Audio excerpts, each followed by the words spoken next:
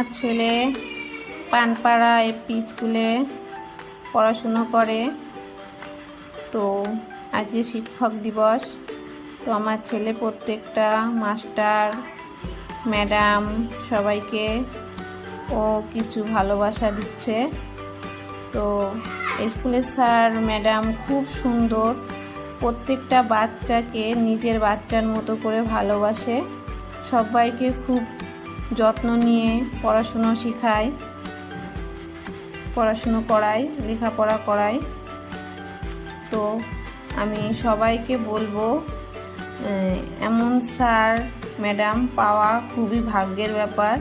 তো পানপাড়া স্কুলের প্রত্যেকটা স্যার মাস্টার প্রত্যেকটা বাচ্চাকে ভীষণ ভীষণ ভালোবাসে, ওদের ভীষণ পড়াশুনোর দিক থেকে খুব নজর দেয়।